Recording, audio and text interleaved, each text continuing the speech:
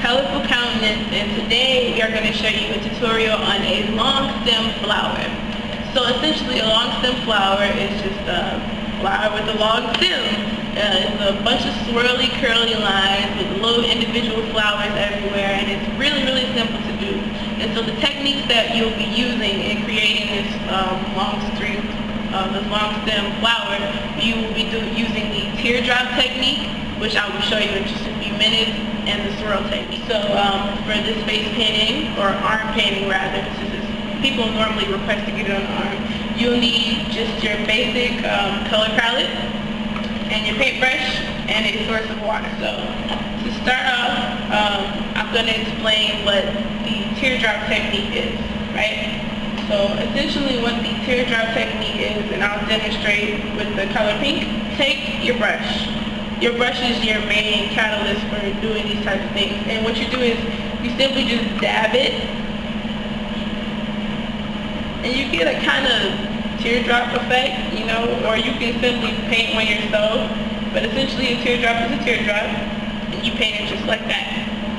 So you can dab your brush and then paint around and make a point. So you're going to have a curly end, a rounded end, and a pointy end. And that is how you make your teardrop.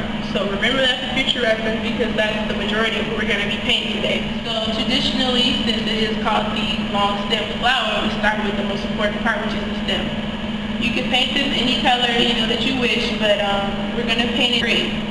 So you wet your brush, you dip into your green paint, and you create a swirl. So essentially how it starts, basically a swirl is a curly line.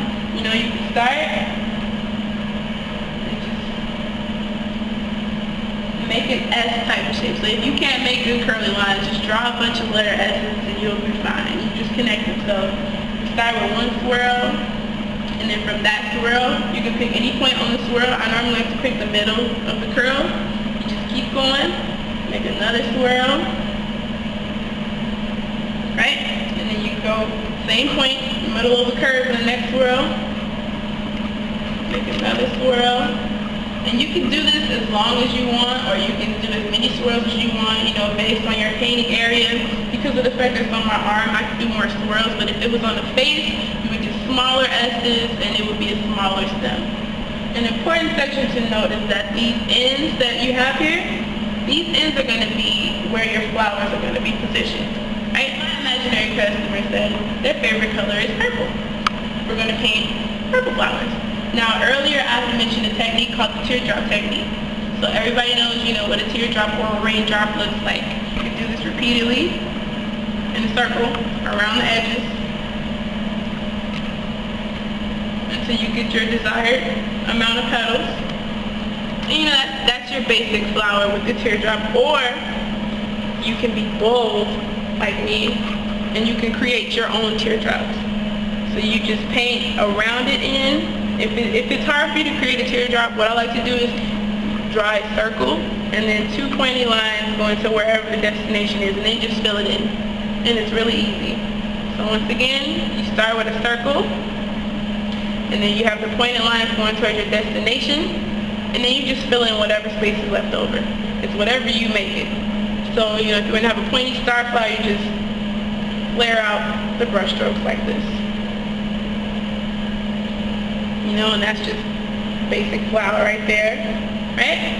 And so then if you want to have a little small tiny flower, you can do, once again, use the tip of the brush and just dab gently, and you have your flowers. And so now, you know, you can experiment with different colors and variations. You know, you don't have to just stick within one color range. You can mix and match colors. You can have, you know, a purple outside with the yellow inside. You know, these type of techniques are for more advanced painters. But if you're ever feeling, you know, curious where you want to explore, you can just, you know, add different colors to the face painting, and it really adds a whole new, you know, depth to the basics of how to do a long stem flower. And I hope you guys enjoy it. So good luck. Get out there and start painting.